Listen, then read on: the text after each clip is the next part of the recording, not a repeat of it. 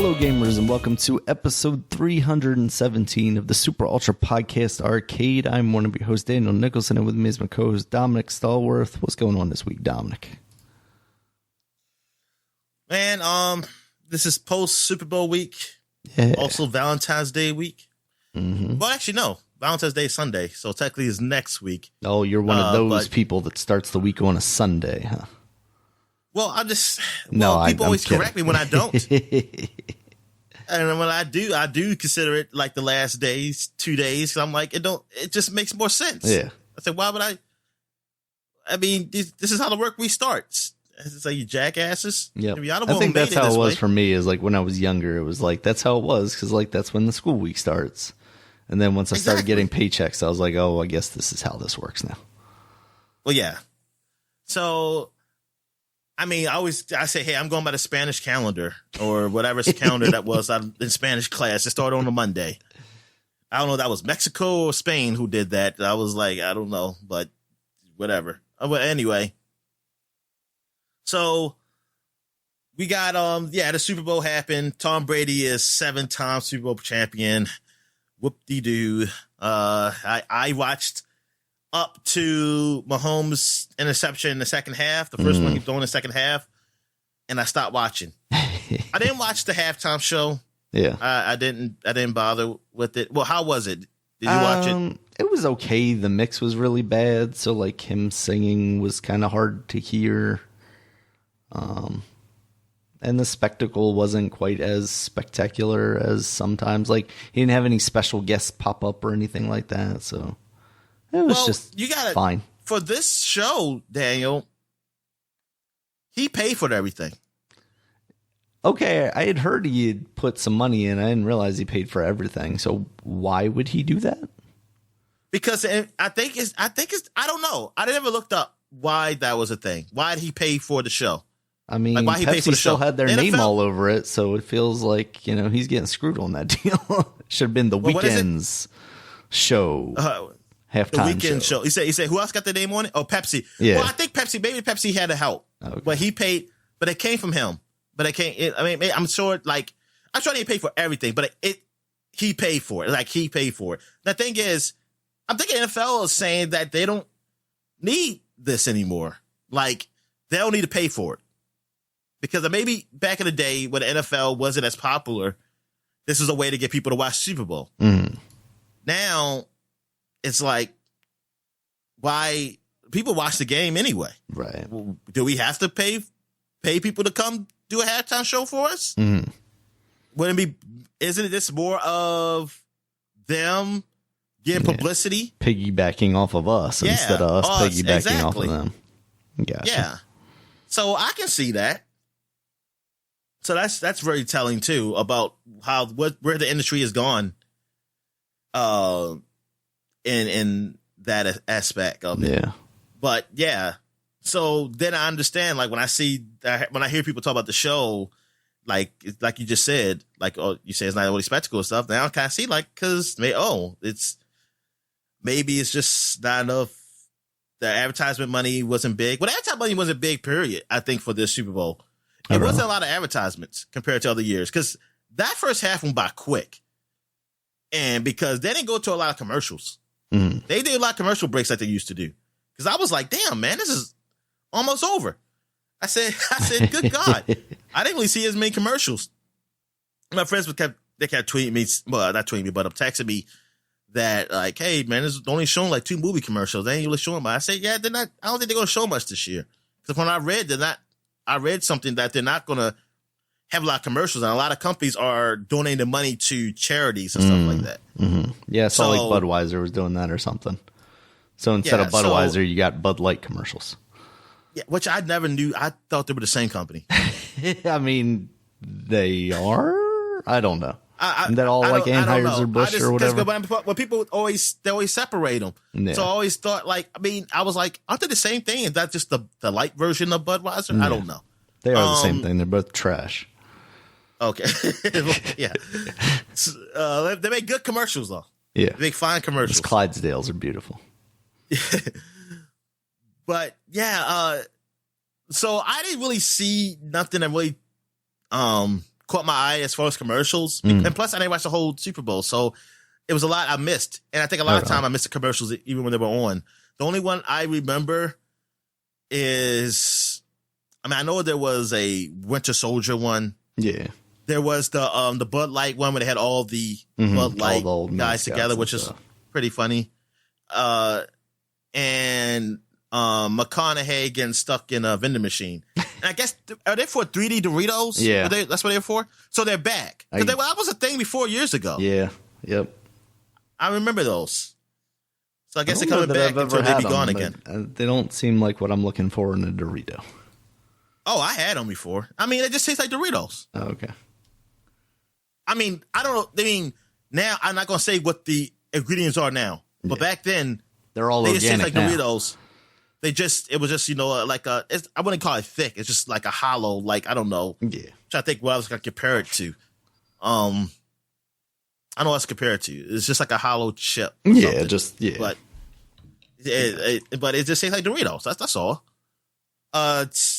So it's not really something special or anything. But yeah, I didn't really see any commercials caught your eye or anything. I like the one with Will Ferrell where they were talking about like the Chevy electric cars and he's going to. Oh, I did see that one. Yeah, I saw Keenan and Aquafina in there. I thought that one was fun.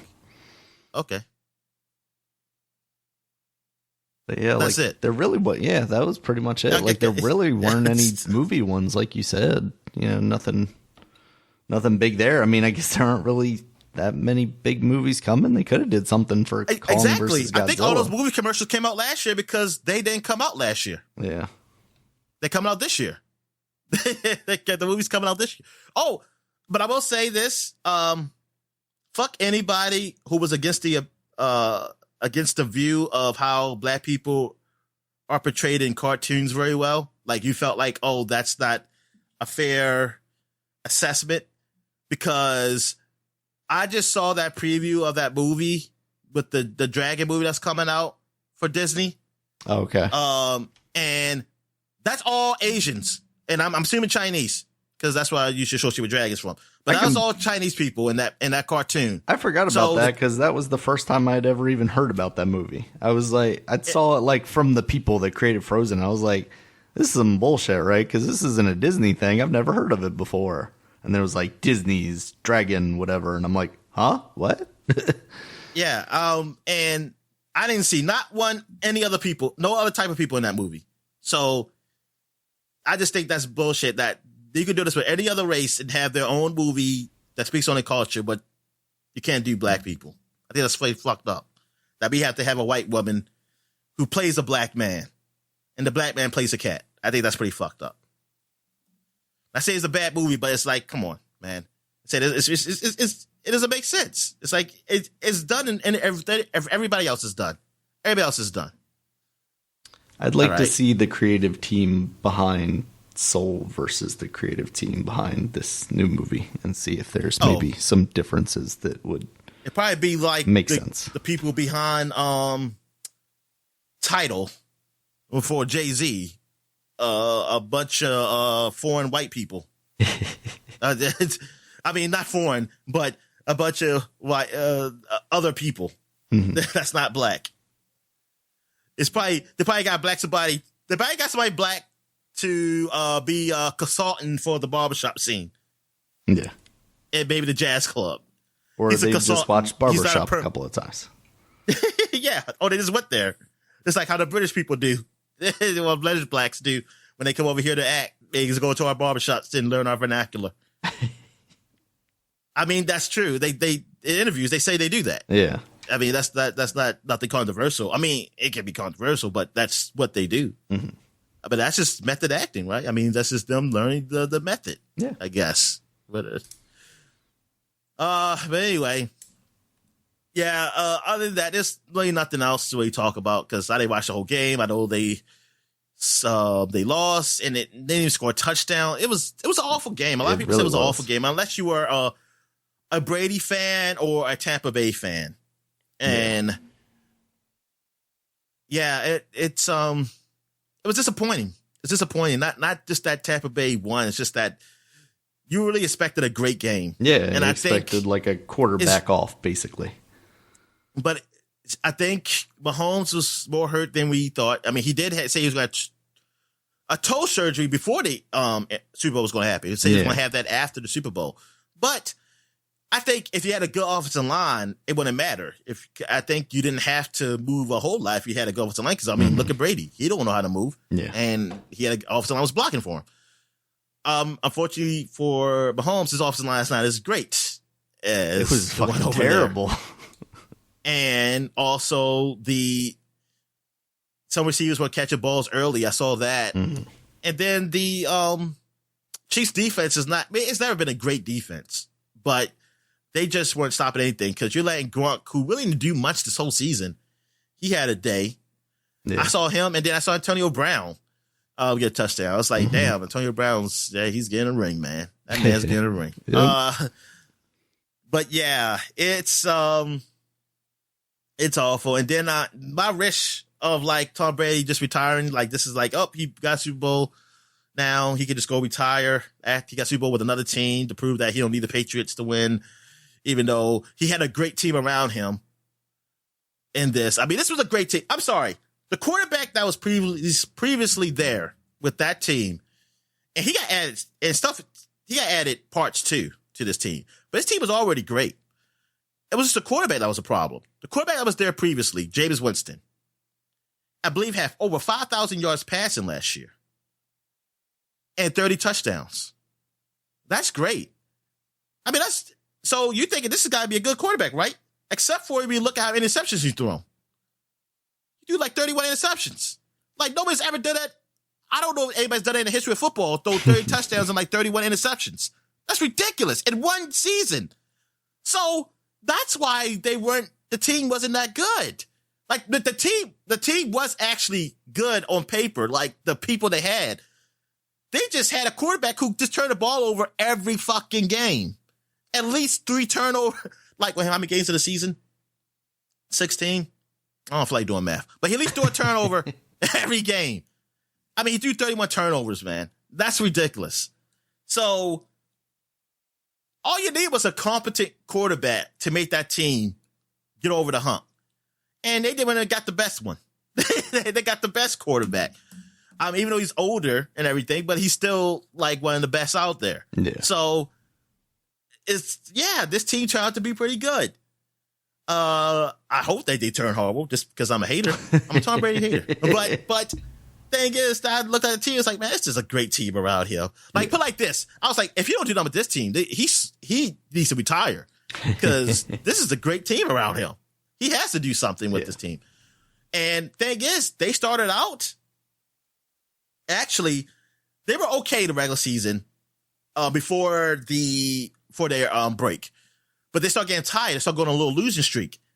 And the thing is, I guess they got tired because their bye week was late. They had a late bye week. I think it's one of the last weeks of bye weeks. And after that, they won every game after that. They needed that rest, I guess. And after that, they won every game after that. And it's just crazy that they went and beat out the Saints. He went to beat the Packers. So you beat all these other great quarterbacks and the current great quarterback. I mean, the story right there, just to tell you that this was was this written in the script? Was this a script of the movie at the beginning? Like they had this written down like, yeah, he's going to play all these great quarterbacks and beat them and finish. So he could be you can say he's the GOAT. Plans changed. If you didn't say plans changed. Even though you should have said he was a GOAT before now, like he didn't he had nothing else to prove. But just say, hey, now he's beating all these great quarterbacks now. Well, he's supposedly on his last leg, Dominic. Yeah. In which now I'm hearing like he's going to come back next year. He's going to come back next year, even with this win. I mean, I probably would if I were him. I'm becoming evil now, Daniel. Now I'm like, if I hear he break his ankle, I think I'm going to be a little laughing inside. And I think I might be happy inside. That is so fucking wrong. You flew too close to the sun. I think I'm going to feel joy. It's going to be joy in me. And I can't help it. I'm sorry. Yeah, I'm a piece of shit. You could have went out on top. You could have took Gronk with you. I just felt like he needed to go. No, I'm going to use the excuse of those PPP loans because I still didn't hear that he gave us that money back from those PPP loans. And he likes he Trump. might be able to too now that he's and he likes Trump. I'm going to use the Trump thing too. I'll use the Trump thing against him. I'm going to use that to him that he likes Trump. So, but anyway, and because he didn't wear a mask going into the Super Bowl. Add that too. Oh yeah, add that. Yeah, exactly. Well, he was just saying like, look, that's freedom. It's freedom. Yeah. And Florida don't believe in the coronavirus. No, they don't. It was forced upon them for the Tampa Bay because of the Super Bowl.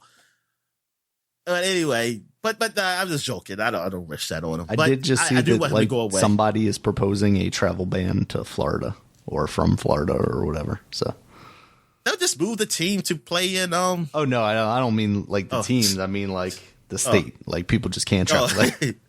Yeah, exactly. But yeah, it's like, man. I mean, good for him. I mean, like he needs anything else, right? Like he needs anything else. Yes. But yeah, God good forbid for him. That millionaire with the supermodel wife has to deal with getting out of bed each day or something. But it's just ridiculous how that game was just so horrible. That was just a horrible game. Yeah. Man, what a waste. I'm so glad I was going to my sister's place, but it snowed that Sunday, and I didn't know how bad it was going to be, and I didn't want to get stuck at her place. So I didn't bother going. I'm kind of glad now just because the game was horrible. Because first I was upset. It's like, man, it wasn't that bad. I could have went and I could have came back home. But now I'm like, oh, this game is horrible. Yeah, this would have been a waste. Because then I would have been forced to watch the whole damn game. Yeah. Because I'm at somebody else's place and they would have just had that on. I had nothing else to do. So at least now I could stop and I forgot what I did. What did I do? I probably played some video games or something. I don't know. It's just maybe I played some Madden. I played some Madden to release my frustration of the game. It's just, so anything else to talk about before we get right down to what we were watching? I will say that you reminded me talking about him and Gronk. Like that was another commercial that I enjoyed. It was like I think it was Verizon or T-Mobile or something. Some cellular thing. That came on during the Super Bowl. I saw that after the Super Bowl.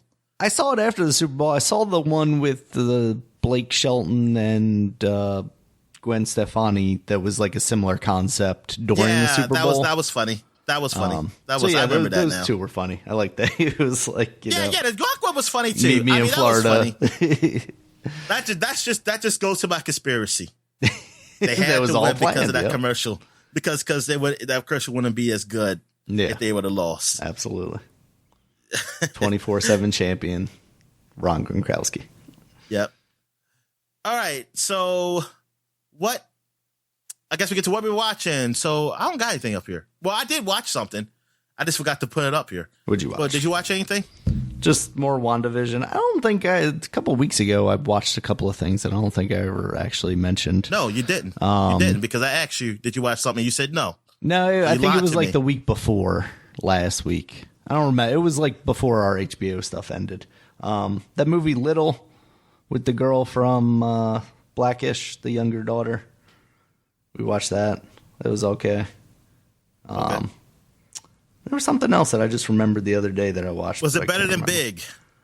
No. Nothing's better than Big, Dominic. Nothing's better than Big. And because it's white people. Exactly. I mean, and my favorite white person, Tom Hanks. So, of course, you can't be Tom Hanks. Yeah, I can't remember what it is now. I just had it the other day. It probably wasn't worth talking about anyway. So, what have you been watching? All right, so I did watch WandaVision, the 3rd episode. Okay. And you could have just told me to just watch the end. That's all you had to tell me, Daniel. I didn't remember what happened in that one. I wasted a whole time watching that damn show just to say, oh, yes, there was something that was worth watching. The last 5 minutes. Is that okay? Because that is the one where she has the kids and then ejects what's her name from the scene. Yeah. Okay. Sex the black woman. But here's the thing. It's not so much I dislike the sitcom stuff. I just like if this was like an hour episode and that was just the episode was about you going through flashbacks with sitcoms, I would be cool with that. It's like, oh, this is a cool episode. For me, it's just that I don't want that to be every episode. That's just me. It's not it. I don't know, because I'm not enjoying it that much. It's funny, but it's like it's I don't know. I'm just not enjoying it to a point where I just want to get the ball rolling. Well, the good news for you, Dominic, is you are through the roughest patch then, because everything after this so far has not been that anymore. Oh, okay, good. Yeah, I think the fourth episode will definitely assuage any fears of more sitcom stuff. It's none of that at all, completely. And then the fifth episode, it doesn't really have much of that in there, but it is kind of a mix of more of what you get out of the fourth episode, and then the fifth episode, or whatever. Yeah, fourth episode, and then the fifth episode. It's not even that because I just want action. It's not that. I appreciate the story elements. It's just that the sitcom thing is not working for me. It's not keeping me interested. It's not keeping me interested in it. I get that. It's weird in a way that it's not going to appeal to everyone necessarily. But I think it branches out in a way that does become a little more, I'll say, interesting and accessible in a lot of ways. What else I watched? I watched something. I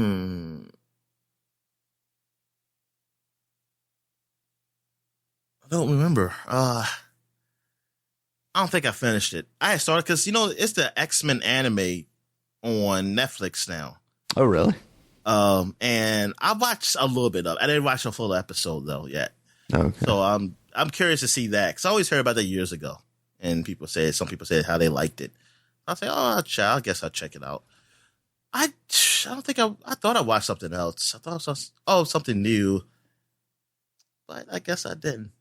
Oh well. All right. So I guess that's it for what we're watching. So I guess we get to what we've been playing. So what you been playing, man? So I've been playing more of Cyber Shadow. I think I'm pretty close to the end in that game. I feel like I'm pretty far along in it. I really like that game so far. Talked about it a little bit last week, kind of what it looks like and feels like. But one of the things that I like about it that makes it more modern over like one of those older school games, they have a lot of power-ups that are different. Like you have one that's literally like a little floating gun guy, and he'll just kind of shoot at stuff as it gets close to you. You also have this like ring of energy that'll circle around you, and as you slash your sword, it'll expand and contract and stuff. Also, I've been getting more superpowers, some more upgrades. Like there's now a dash that you use, which feels really good, tight, and cool, because it kind of gives you invincibility frames as you move across the screen. Like it takes you about probably half the distance of the screen.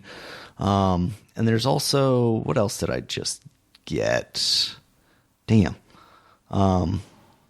Feels like there's another superpower that I just got that does something, and now I'm blanking. I definitely, it also has that kind of Super Meat Boy thing of it just loads so quickly that I'm just back into it. So if I'm like, it keeps me playing because of that, because I'll die very quickly in some instances. If I'm just getting like impatient, I'll start using the double dash more and things like that, and then I'm like jumping right into spikes and shit. But because I'm starting over so quickly, even though the checkpoints in some places can be a little further apart than I want them to be, I think it ends up being more not like a length or distance thing, but the amount of encounters in between each checkpoint. So like there may be more enemies that I want to deal with between encounters, and I find myself dying. But it's very much one of those things where pattern recognition and just doing it repetitively makes you better, because there's also an aspect of it where it's like, I don't even really need to fight all of these enemies. If I have the ability to transverse this area without really dealing with them, I can do that. A lot of times I'll get rid of them just so I don't have to deal with them while platforming. But as I get into like my later like fourth or fifth try, I'm like, okay, yeah, I can just slash this guy, move on, so on and so forth. Also, a lot of the enemies are very much like 1 or 2 hits, so it's satisfying to kill them just because it's like I'm basically batting them off like a fly. Like they're just there to be fodder for me to feel cool as I run past them and slice them real quick. Yeah. And the same with the bosses. Like there have been a couple of bosses where it's taken me a couple of tries, but they very much rely on pattern recognition. It's like, okay, I can identify what he's going to do next and learn from my previous time. This is how I can avoid that attack and so on and so forth. Yeah, I think it's a very good game. It's available in Game Pass, so anybody that has access to that, I think it's worth giving a shot to. I think it's really cool. Yeah, and then you want to save the other one for after your game? Save for last since we both played it. All right. So I picked up Dragon Ball Z Fighters because it's on sale. I mean, it's always on sale every now and then, and I guess it's on sale for the Lunar New Year. Mm-hmm. Which I always get confused. They call it the Lunar New Year, but this is still just a Chinese New Year, right? That's a year of the ox or whatever. Is that the same thing? Basically, yeah. And you know what? When did they start doing this? Because I feel like, is it when China took over and controlled everything? Basically, started, they were like, you're going to celebrate our holidays now. And I'm like, all right, we get sales. That's cool. I was about to say, yeah, because it seems like that's what happened, right? It seems like now it's like, ever to celebrate, like, it's like, I don't remember ever celebrating the Chinese New Year, like, ever. No. In my younger years. It's never really like that. And the only time I knew about the Chinese New Year was the Jackie Chan Adventures cartoon. And because they had all those, talismans, and they all were the symbols of the Chinese New Year. All right, so I picked that up. I also picked up the DLC. I only played a little bit of it, and when I played it, I got the ultimate version. So I got the season pass Fighters 1 or whatever they're called, or character pass or whatever, fighter pass 2. I picked that up. That was on sale. I didn't get Fire Pass 3, so I don't have none of the newest stuff like the Goku Instinct and Super Baby 2, I guess is what it is. Okay. I don't have none of that. But you could still see them when you watch the online games. That's what you were... Yeah. Oh, okay. Yeah, I can still see them. You can still see them, people play them, or you can play against them. So I just play a little bit of the single player, like just not the story, but just the fighting.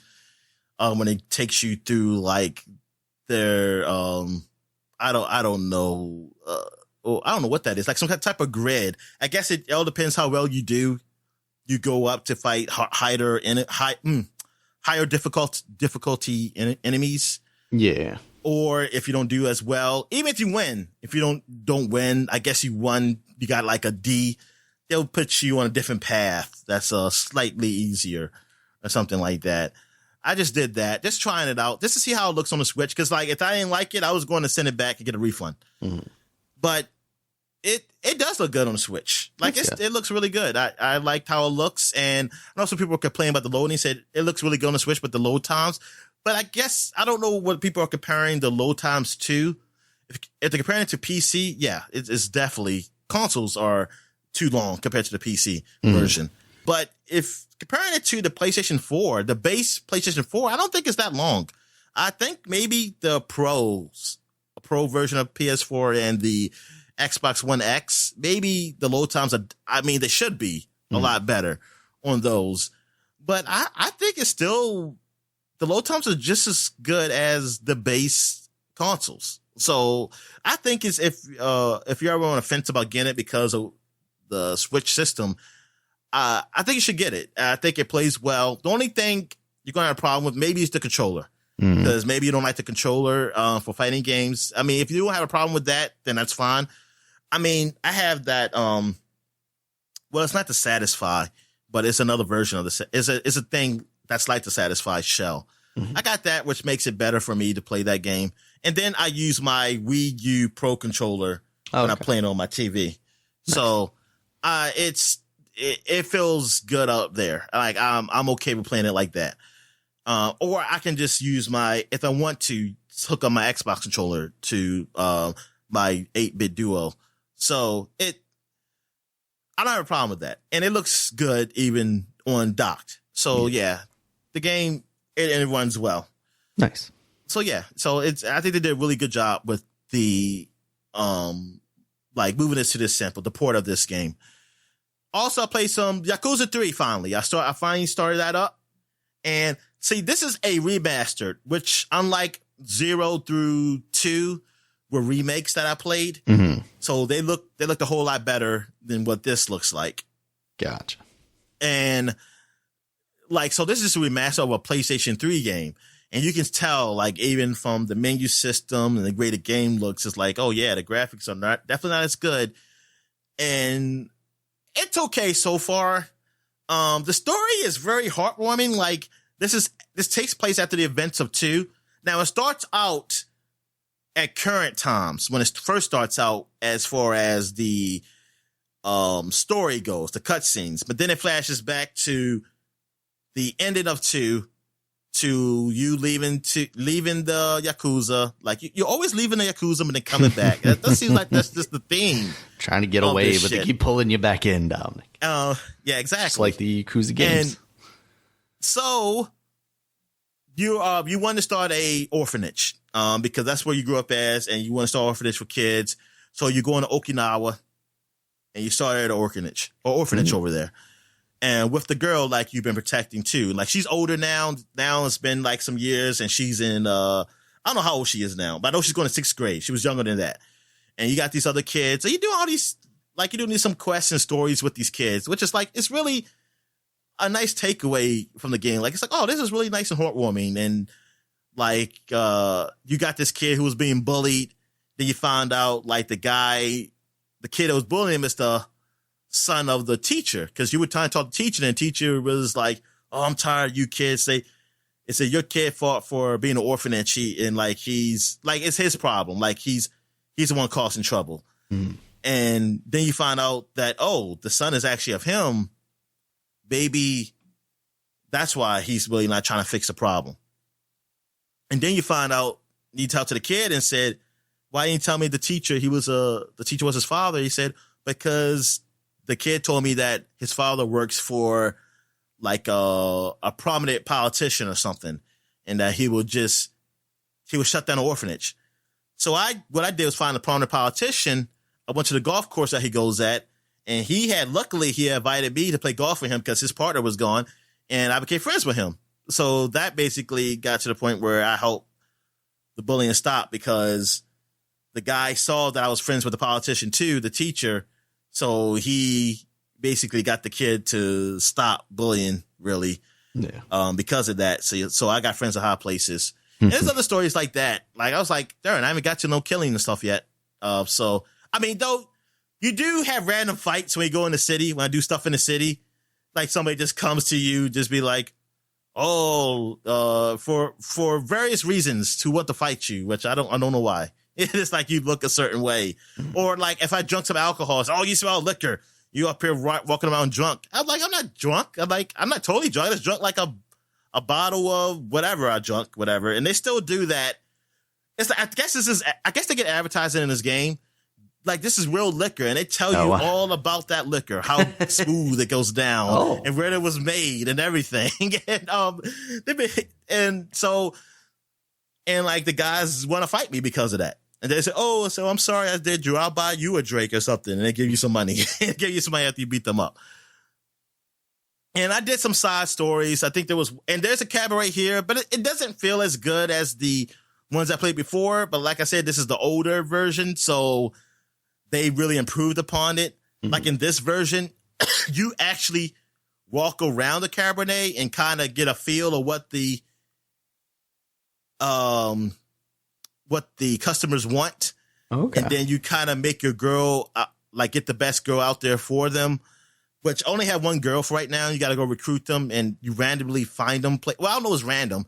it's probably set places, but I don't know where to look. I have to look at the strategy guide to how you do this. Mm-hmm. But I found one girl because I went to like their version of McDonald's. She was there and I recruited her. And then I just made her up. You got to dress her up to look a certain way. And because people are looking for somebody that's gorgeous. So I made her up in the best stats for gorgeous and put her out there. This really teach you how to be a pimp, Daniel. like this is really good. Like for kids, if you're trying to learn how to be a pimp, this is a good game to play and it'll help you out in the future. That's right, kids. If you're looking to learn about liquor and being a pimp. Yeah, exactly. So, but also he's a guy at heart of gold. He loves the kids and he don't beat up women. So that's a good guy. Yeah. I mean, that's a good pimp then. He's just there to help. He's definitely he's like a pimp. PR person.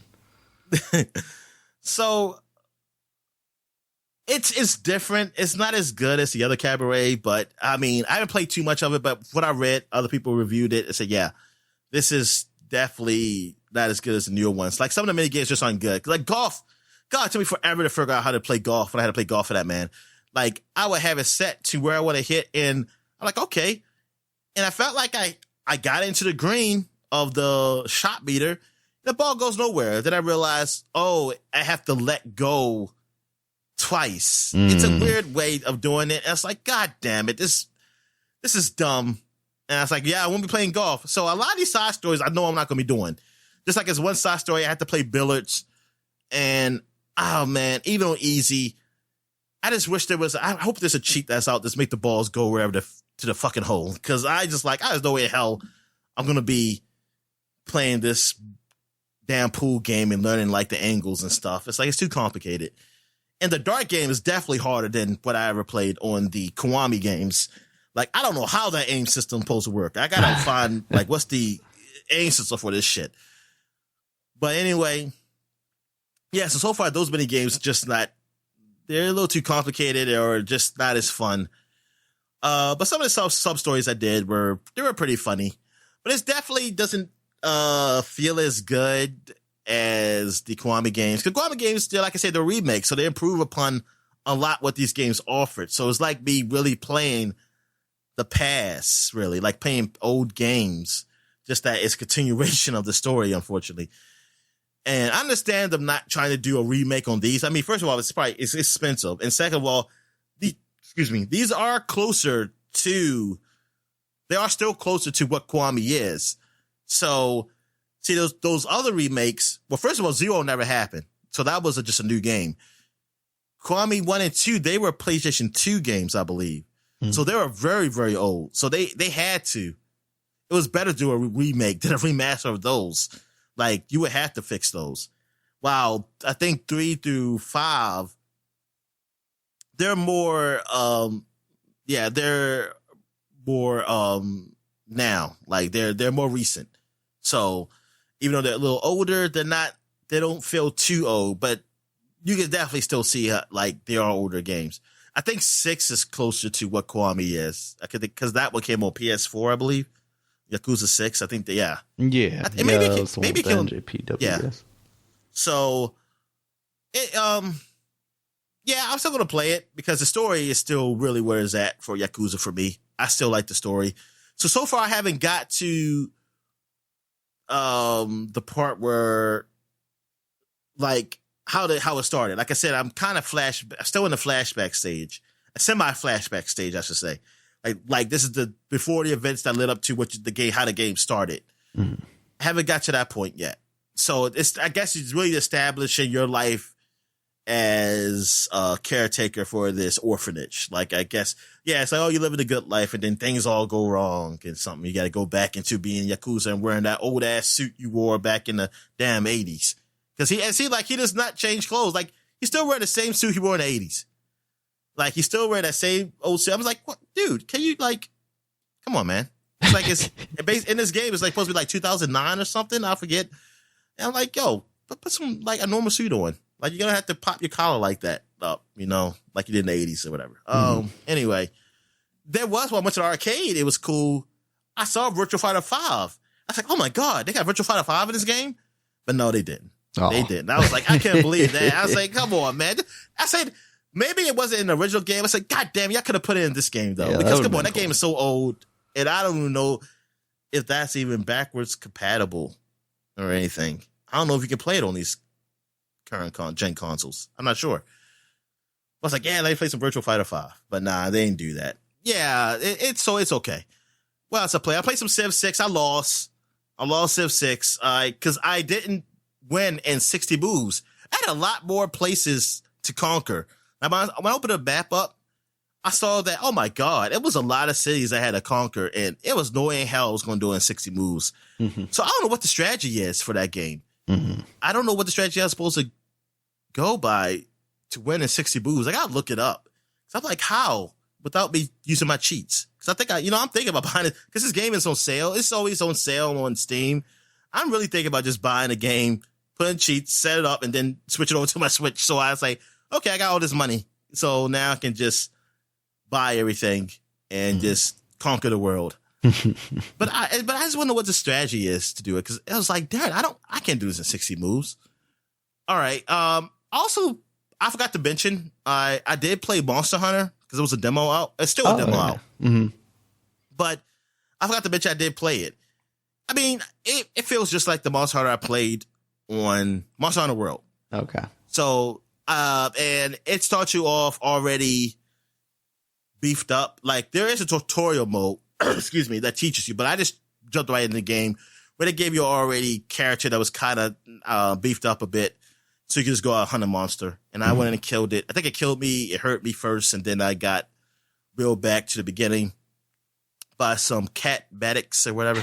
And then I went back out there. And like now you have a wolf. So you have a cat and a wolf. Wow. With you. So I went out there and beat up the monster. And there you go. Feeling the dog people too now, I see. Yeah. So, but they're not smart like the cat. The cat stand on 2 feet and can talk. But the wolf is like a regular wolf. Yeah. That can. Still better than those cats. Yeah, that's what I said.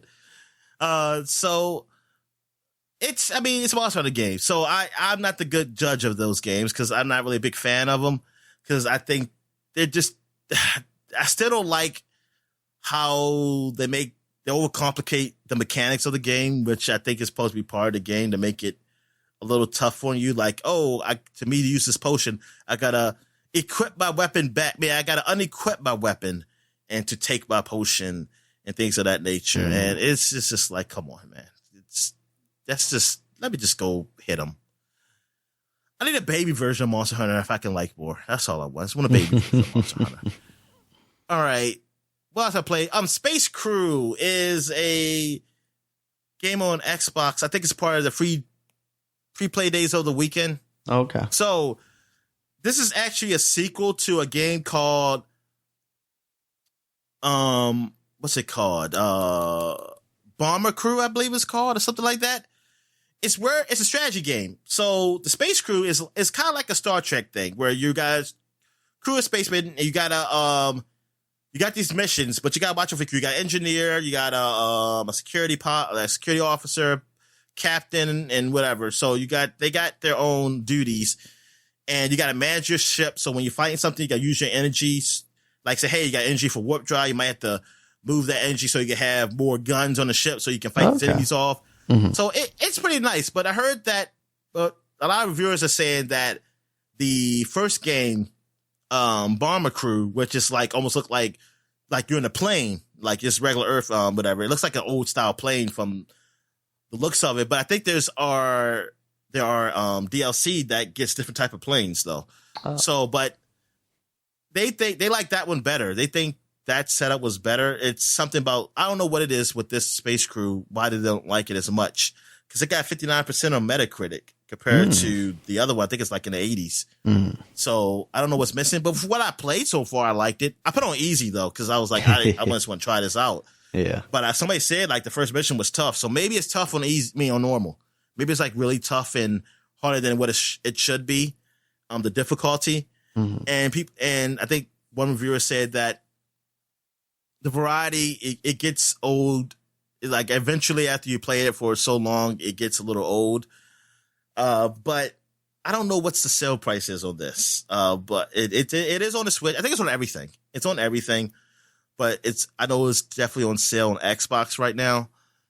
And I mean, so far what I played, I did enjoy. I did like it. It did make me feel like, hey, look, I'm part of the Star Trek crew and everything. Looks like it's $13.39 on sale right now on Xbox. Oh, that's good. And I don't, maybe it's on sale everywhere too. Maybe it's part of Lunar New Year's sale or whatever. But I think you can, if you can try it out somewhere or like give it a go. But but if anything, I did hear a lot of good things from the first one, Bomber Crew. So I think that's the one. Maybe if you want to definitely get that one, since hey, people like that one. Yeah. Plus that one's older, so you can probably find it cheaper. Say that again. Plus it's older, so you can probably find it cheaper. Yeah. Like it's $6.24 on Steam. Woo! Yeah, that is cheaper. So I was looking at Humble Bundle. I was like saying, hey, is this bundled anywhere or something like that? And they still had it for regular price. So I was like, man. And I forgot what the regular price was. I think it was more than I wanted to spend. A lot more than that. Yeah, Steam right now actually has a bundle of both of the games for $15.70. Oh, that's good. That's a good price. For the Bomber Crew Deluxe Edition and the Space Crew full game. Yeah. Also, I play, I think that's it. Yeah, so now we can talk about the new Mario game. Well, the new old Mario game. You talk about Super Mario 3D World. Yeah. Plus Bowser's Fury, which I did not play that part. Yeah, I haven't touched that part either yet. Need to get the full 3D World experience first. So can you still start that? Bowser's Fury? I believe you can. Okay. Yeah. All right. Oh, but go ahead. Tell me about the game. So, so far I'm liking it a lot. I've only played about 4 levels, really. It looks good, not surprising. I am having some difficulty with dealing with the depth and trying to, like, especially if I'm trying to like jump on a Koopa or something like that, just having that kind of isometric view. It's a little more difficult than I recall it being playing the 3D Land on the 3DS and having the 3D to help you out a little bit with the sense of depth to it. They do smart things like using the shadows to indicate where you are. So when you jump, of course, you have a shadow underneath of you, and that kind of gives you an indication like how close or far you are to the camera. But I definitely have been having some trouble with that. Also, just in some of the places I find myself jumping off of the edge of the world, which, like, there are some places where it seems like it doesn't let you do that.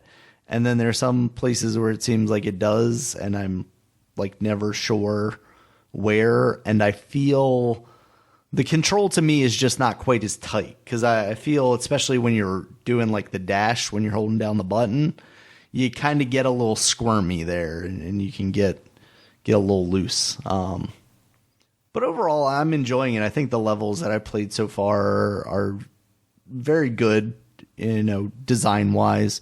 The first level, you get the cat ability, so right off the bat, they're like, here's this new thing that we're doing with this. And that's really the only new power up that I've seen outside of, like, I got a Mega Mushroom, but I've seen that in previous Marios where you get, super big, and then you can just walk through blocks and pipes and stuff like that. That's kind of where I'm at with it right now. I haven't played a ton of it, so I don't have too much to say on it. How about you? Yeah, I mean, you already know I played this game. I mean, I got to the last world because I didn't finish the game initially because I thought I beat the game. I felt like, okay, I went to all these worlds. It's just nice. And then it's like, oh no, Bowser's still alive in this other world. And I'm like, you gotta be fucking kidding me. And I think I was done. I felt done. I felt like I finished the game, and I was like, I'll come back some other time. And I just never did. But I mean, I always said I liked the game. Always said it. I mean, because I remember telling you, because you felt that other people, it didn't put it as high as praise because it felt like it was made for multiplayer. What I was trying to tell you is like, maybe it is, but it just don't feel like it when I'm playing it. Like I'm missing out on multiplayer when I'm playing this game. Yeah, absolutely. Playing it now, I definitely feel like it. I'm not really at any disadvantage playing it single player so far. Yeah. And now what you talking about now I played this game again just on, I never played it handheld. I already played it on docked. Okay. So for me playing it, I don't know, going fast, I didn't feel like it was a little loose. Everything felt tight to me. I mean, I did fall off because that's just because, like you said, the depth, and I fell off, I think, one time so far. I played about probably as many levels you have, 4, I think. I didn't get to the last boss yet. I think the last thing I did was the Captain Toad stew, whatever, world. But yeah, everything feels, I don't know. For me, everything feels tight. I'm okay with the play. Maybe I'm just used to it. I don't know. Because I mean, loose might not be. I mean, it's definitely responsive. Like, I don't want to. We're not talking about the Balan Wonderworld here. Like, yeah. And maybe it is just me dealing with like the movement in the world. Sorry. Yeah. I was saying Scott Pilgrim is very loose. Like their controls are not very tight either. As far as me trying to platform in other areas, like that's pretty horrible. Like with this,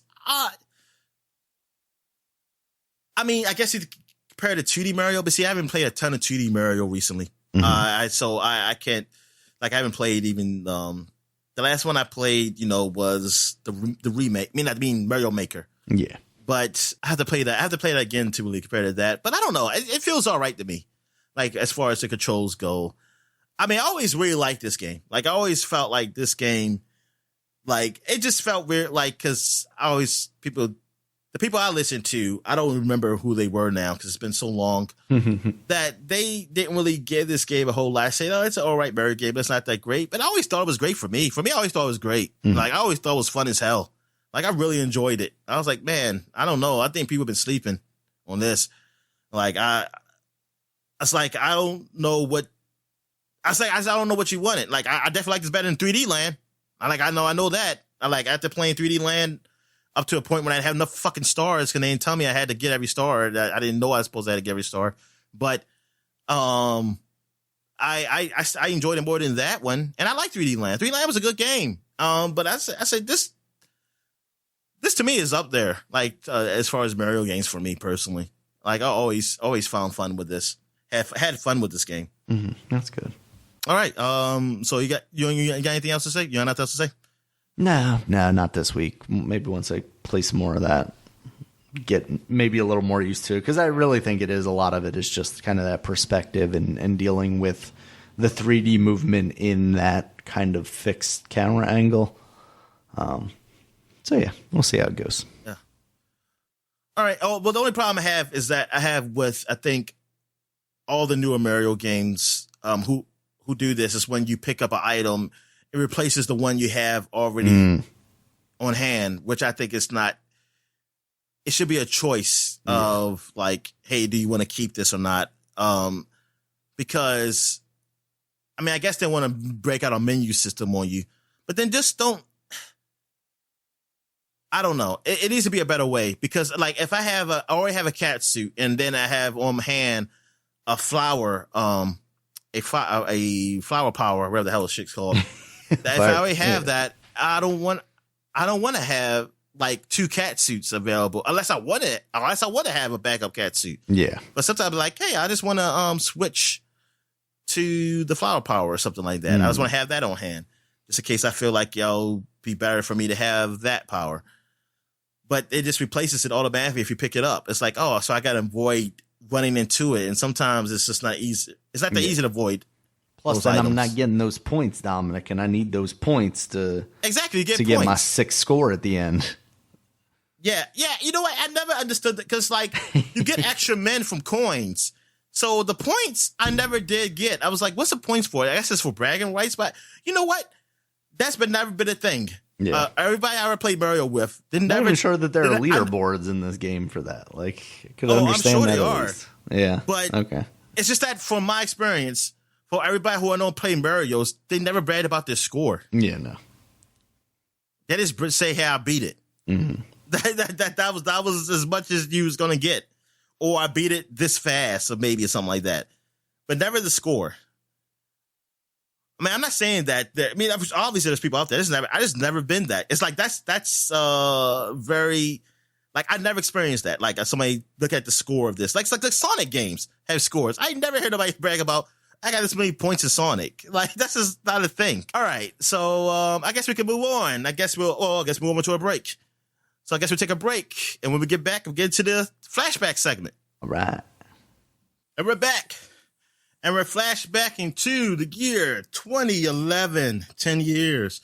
So 10 years ago, we had Mario Sports Mix on the Wii. Yeah. It's a combination of Mario games. I think this Mario Sports Mix came on the DS first. I feel like we talked about this. Oh, yeah, maybe it was on a also magazine a cover. DS one. But maybe it was on a magazine cover. I don't know if that came out first or we just talking about a magazine cover, and that's why I feel like we talked about this. So, yeah, just a mix of all sports games. Is there horseback in this game too? I don't think this one had the horseback stuff. I think this one was the hockey, volleyball, basketball, dodgeball, maybe? Dodgeball? Come on. Yeah, let's see. Basketball, volleyball, dodgeball, and hockey. Yeah. Oh, okay. All right. No baseball? I guess you got to buy that baseball game. That's yeah, you got to buy that separate. You got to get Sluggers by itself. All right. So what else we got? We got Body and Brain Connection on the Xbox 360. I don't know what the hell that is. I guess that is a Kinect game. Oh, okay. And yeah, you're doing stuff in there. Like some yoga shit too. I feel like I remember this being at Target a lot because this was trying to play off of the Brain Age kind of stuff. That's what I was thinking about when I read it too. When I saw 360, I got confused. Because even on the cover, it's got like a little picture of a CG doctor. Oh yeah, it does. And what came out on PlayStation Network is a game called Explodium. And I do not know what this is. It's a 2.5D game, I guess. Sounds cool, but I don't remember this. No, I don't remember this at all. He looks like a little Mega Man guy. Yeah. Oh, so it had a game. It said the PlayStation Network. I'm thinking it's just digital. You could buy the game too. It's on Steam also. Yeah, I'm looking at it now for $1.07. Oh yeah. It looks like a mix of Mega Man and Explosion Man. Yeah. Maybe that's exactly what it is, and maybe that's why it's $1. It's a ripoff of those two. But it's got mostly positive reviews, or 33 reviews on Steam, so might be worth that $1. Okay. Naruto Shippuden Shinobi Rumble is on Nintendo DS, so it's probably it's like a Shinobi fighting game, maybe like 4-player fighting game. Always think of Rumble when I think. Always think of like a 4-player fighting game. Maybe I'm wrong, but I don't care. I don't care enough to commit myself. How dare you disrespect Naruto like that? OMGZ for the PSP came out. I do not know what this is. It looks like a zombie game. It's I remember zombies. When this came out. I don't know anything about it. I don't know the reception. It got good reviews though. Okay. I don't know how many people reviewed it. No, it got 89 out of 100 on Metacritic. Yo, it's got Tales from Space about a blob. I've seen this before. Yeah, that's a good game. I played the one on the Vita, I think it was, or the PSP, whichever. I think it was the Vita. And I really like that game. It's a very solid platformy guy. So what is it? Do you play as two blobs or that's a 2-player? So I don't know about this one. It looks like this is the sequel to that game that I played according to Wikipedia. The player controls a gelatinous blob.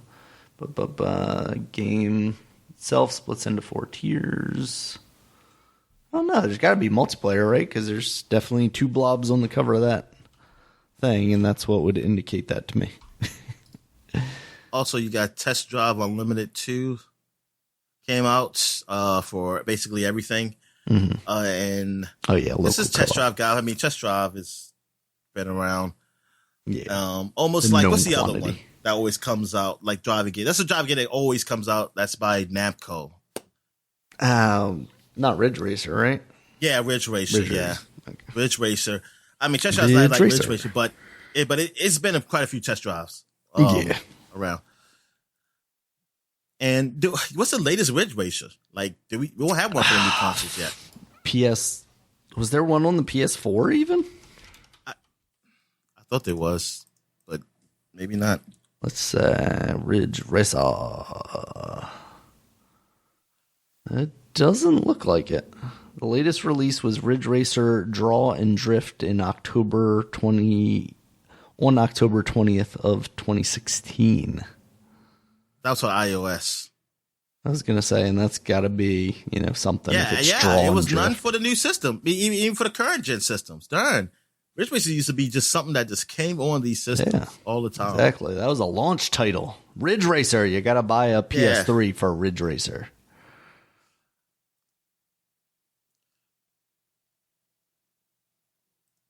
What is this? Is this worth me talking about? I guess so. It does have a cover. If it has a cover, I guess it's worth me talking about. What's Trinity Souls of Zil-Ol. Okay, it is a Koei Tecmo game. It's an action fantasy role playing game.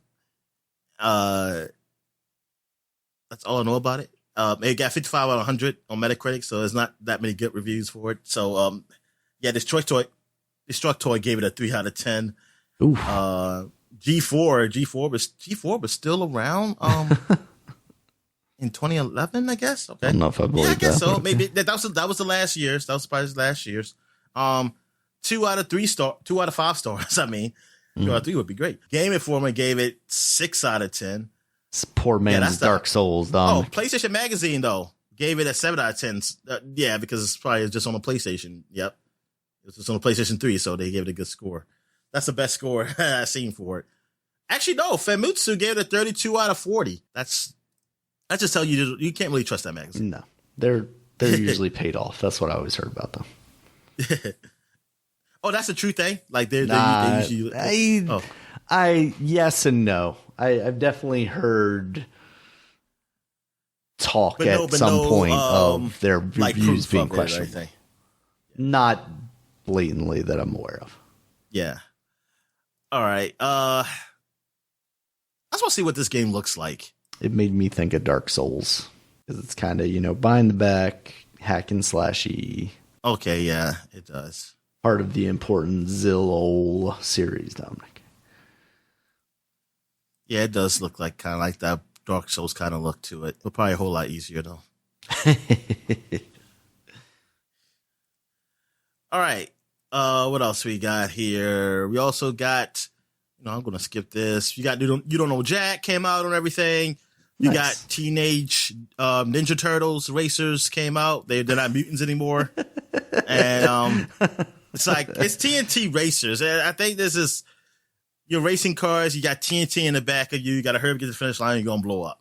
I just made that up. I have no idea. Why is it called TNT Racers? Apparently it stands for Tracks and Tricks, Dominic. It's like one of those top-down kind of racing games. Stacking came out. Oh, that was the Double Fine game. Yeah, Double Fine game. Yeah, I played very, very little of this. Yeah. Like I played, I think because it was a trial. Mm-hmm. I never get really a chance to say if I liked it or not. So I can't really say. You didn't like it because it was Russian. Because you hate the Ruskies. Is there something wrong with that, Dominic? It's America. A game called Dungeons came out for Windows, and it's. How was that name not taken already? RPG game. That's all I want to say. And yes, it is. Oh no, I'm wrong. It's a strategy simulation video game. Apparently, the critics get it. Dungeons received mixed or average reviews from Metacritic. Yeah, 65 out of 100. GameSpot panned the game as having mind-numbing, repetitive gameplay. Okay, high praise. Plus, it's a games for Windows game, so you probably can't even play it anymore. Oh, okay. Yeah. Oh, I don't think it's the good one though. I think it's the newest one. Yeah, probably didn't play. It's not the just emulator. They should have just gave the Super Nintendo or Sega Genesis one or something. Or actually, no, you can play arcade games. You might as well get the arcade version on iOS. All right. Wise 1 and 2 Chronicles came on PSP, so you got the combo of the Wise games. And this is the game I was supposed to play, because when I was playing all the Dragon Quest games, I was playing 4 and 5. Mm-hmm. And 5 being my favorite one out of all the Dragon Quest games I ever played. But I want to play Dragon Quest 6 too, because that's really kind of part of that, some type of arc they had with Dragon Quest. And that looked pretty good. I got decent reviews, but I never did get to it. I wonder why I didn't get to this. Because some reason I kept thinking I did play it. But when I looked at it, I said, no, I didn't play this one. Dragon Quest 6 Realms of Revelation. This is the remake of Dragon Quest 6 that came out on the Nintendo DS. Just like they did with 4 and 5. And they got pretty decent reviews with this one too. Maybe one day I'll play it. I don't know. Yeah. Maybe if Xbox gets it or something for some reason. Which that would never happen. Let me see what else we got. I already said test drive already. I don't know why I put it down. I must have didn't see it up here on this list. So, okay. So that is it for 2001. 2011. So now we're going back to 2001, 20 years ago. We had Action Man, Search for Base X. I don't know what Action Man is. I looked at the cover. It looks familiar. Yeah. I don't know. Was he a toy? That does sound like a thing. Yeah. Action Man. I gotta look this guy up. Based on an Action Man TV show. It was a Canadian CGI animated TV series. Yep, it was a toy. Action Man is an action figure launched in Britain in 1966. And it came back. 1966. But I could swear like a newer version came out in the 90s. Hey, you're sparking a memory in my head for some reason. Let me see. 1978, 84, body variations.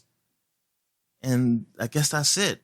Man, I thought I saw Action Man relaunched. Oh, it did relaunch. Hasbro relaunched the military-style Action Man toys, made a brief resurgence in the 1990s. But between 1996 and 2006, Hasbro used the name without any military theme as a modern adventurer, complete with arch nemesis Dr. X. He's the original Nathan Drake, Dominic. And Professor Gangrene. Oh, my. Marketing changed from producing a basic figure with options to buy several different outfits, to each product being its own standalone figure with included accessories such as an outfit and equipment for a given mission. This specialization together with improved production techniques led to figures with built-in abilities such as karate moves or a working blowpipe. Oh, okay. I guess that's the British part of them. I don't know. A tie-in to Action Man animated series. It was an animated series. Action Man. Yes! Because it showed a real guy. Like, it showed a real man, like, running in an explosion, like fire or something. Then it had then it had a TV show, but it was a cartoon. It was... I remember this now. Yeah. I remember these figures, like that bright blue outfit that he's got on. It was definitely, like, very 90s... extreme sports kind of thing. Okay, yeah, now I remember this stuff. Yeah, because it was computer animated too. They had computer animated. Well, the show was, I don't think the show was computer animated, but they had like, maybe it was like a commercial or some special, maybe a special episode was like he went through some type of computer or something. Because they got it. I've seen it right here, like computer animated of him, which I remember seeing. The cartoon I don't really. All right. So what else we got here?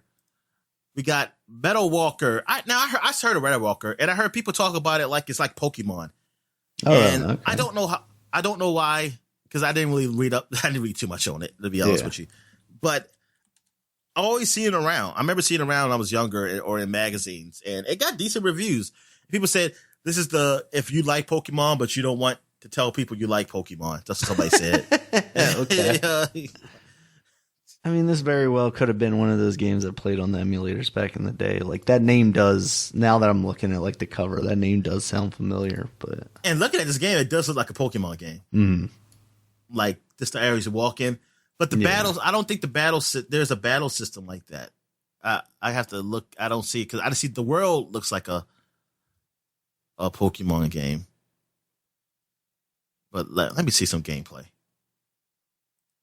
Okay, it does. I've seen the battle system. It definitely. But it's like you're supposed to roll your ball into get in a fight or something. Yeah, it looks like you could. Yeah. Reading here on Wiki, it says its battles are unique from other games in the genre due to their billiard-style nature. Players move their ball walker across the battlefield by hitting them into items, walls, or enemy metal walkers. Yeah, so when you do hit them, it turns into, it looks like Pokemon battle, and that's the attack.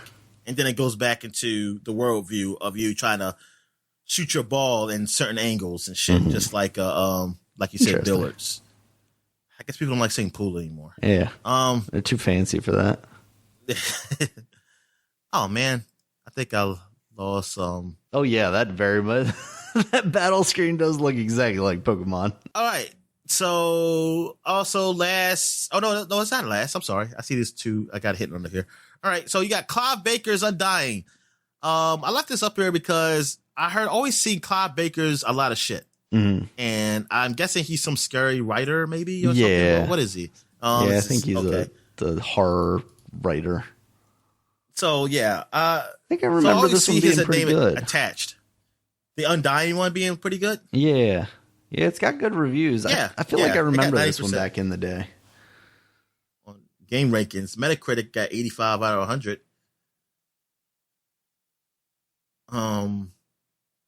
Yeah, I see 9 out of 10 from IGN and everything. Back in EA's glory days, Dominic. Oh yeah, this was EA Los Angeles that made this game. Yeah.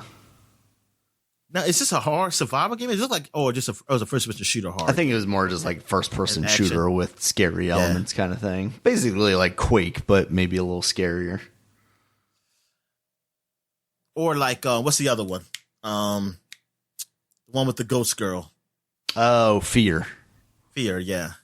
Yeah. All right. So what else we got here? We got Knockout Kings 2001 for the PlayStation 2 came out. Oh, man. Boxing. And I watched this game. And for the time, I can see like, man, this looks pretty good. Mm-hmm. But, man, there's loading in between each round. Oh, no. Like, I saw that when I saw like you finish a round, you see a load screen come up. I said, oh, my God. And it probably was okay back then. Yeah, it might have been okay back then. Maybe. But I'm thinking like that's me like saying you got to load between each quarter or in basketball or football or something like that. No, between each play. Every time you get a basket, you got to load. Also, Tactics Org, Let Us Cling Together. I don't know about the subtitle, but it came on a PSP. Tactics Org has been out for a lot of systems, and this was just like another remake of it. Square Enix published it. I don't know. Was it Squaresoft who published the original one? Or that was some other company. Maybe they bought it. Or Enix. Or maybe it was Enix. I don't know. It was an Enix game originally. Okay. All right. So, yeah. And it's just a tactical game, just like Disgaea games. Yeah. Okay. The Disgaea games. And then you got, of course, Final Fantasy Tactics being the one I have played the most of. Or the Chocobo. Wasn't it a Chocobo Tactics game? Yes. Well, I'm getting mixed up with Chocobo Dungeons. I think there was.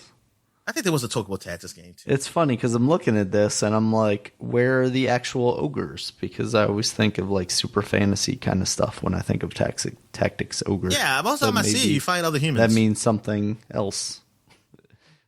Maybe it's not the ogre that I think it is. That's just what they call white people.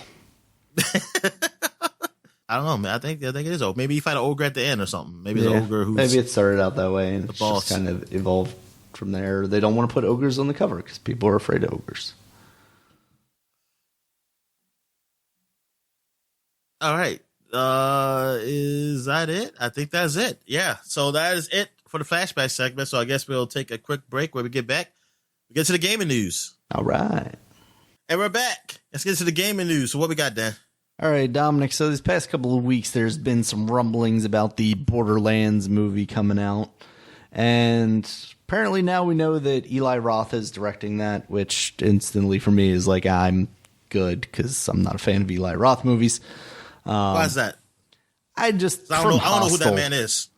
He's the one that directed Hostel. He was also the Bear Jew in the Quentin Tarantino movie, Inglourious Bastards. But mostly from Hostel. I just thought that movie was so terrible that everything after that, I was like, I don't need to see this guy's movies. Okay. But it's a pretty star-studded cast so far for the people that they've announced. They're going to have Kevin Hart as Roland, Cate Blanchett as Lilith, Jamie Lee Curtis as Tannis, and Jack Black is going to be your Claptrap. So, someone who's more familiar with the series, Dominic, what do you think about those choices? I don't remember who Tannis is. But Kevin Hart is Roland. Roland sound like doesn't seem like a funny dude. He always seemed like a soldier, like a very stern soldier. Stick up his butt. Is he like the super big guy? No. That's the black guy. Let's see, Roland. So I don't. Kevin Hart playing him. I guess they're gonna make him to be a funny short dude, which is funny because I mean, I was like, that's what somebody says. Like, so now this dude is like 5'5" now. Like, what the hell? He didn't Roland sound like a 6 foot guy or something. But whatever. But Lilith, because Cate Blanchett is Lilith. Is Lilith gonna be Roland's girlfriend, just like in there? Hopefully. And you see some of that action. Yeah, okay. Jack Black as Cattrap, I guess, is all right. I mean, really, it's just like, I'll see when a movie comes out and when I can look at it for free, I'll see if I like it. I mean, if it turns to be interesting, maybe I will pay for it, but it's like a wait and see with this. Like, this is not something I really looking forward to, or anything. So, hey, maybe he does something good with this license or whatever. If this was a CG movie, would you be more or less or still the same interested? I'd be more interested in it. Okay. I'll be more interested in it if there was a CG movie. I would be totally fine with that. But like it's just that, I don't know. I just don't have high hopes for something like this, to be honest with you. Yeah, I could see that. I mean, video game properties always are kind of, iffy whether they're going to be translated into other forms of entertainment well. So I could see that. On some other Borderlands news, the Tales of the Borderlands series is coming back. Nothing new, but you're finally going to be able to buy it again, after all the stuff with Telltale happened. It kind of disappeared from storefronts and whatnot. So that's coming back. So that's cool. Oh, okay. I know you said those games were very good. And those games were great. Like, I really wish, and they sort of did continue the story, but it kind of, to me, 3 kind of ruined it. Really? Like, yeah, it's just that it wasn't a good continuation from that game anyway. Mm-hmm. Gotcha.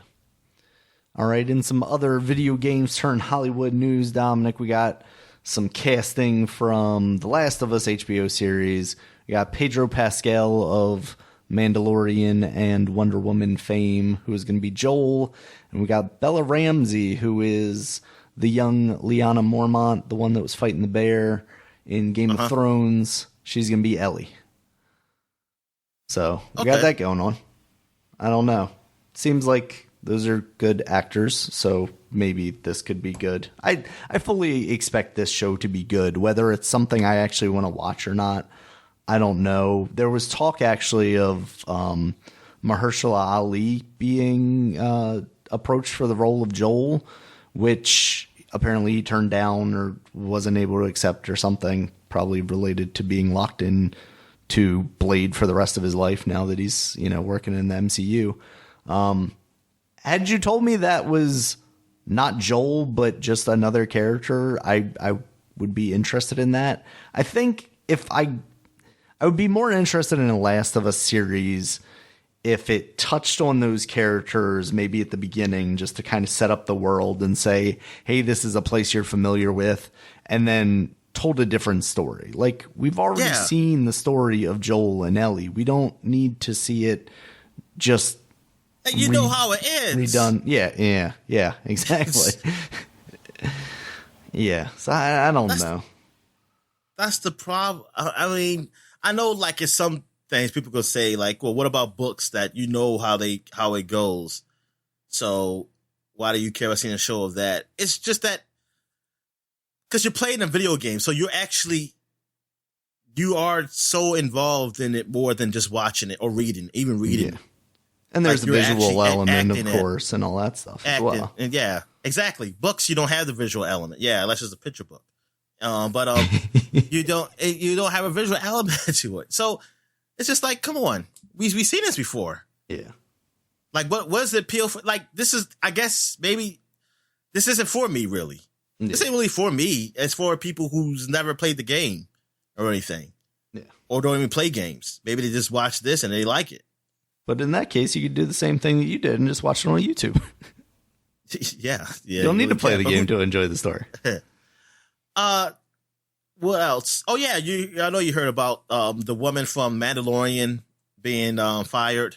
Basically, she's like, or being not even, and basically get fired from an agency too. Oh, really? What's her name? I didn't see that. Gina Carano. Yeah, Gina Carano. She was also in X-Men in Deadpool. Yeah. So that's really fucked up. But hey, I don't know what to say. I mean, it's pretty fucked up. Like, what did she say recently? I think because I didn't see the tweet she said recently.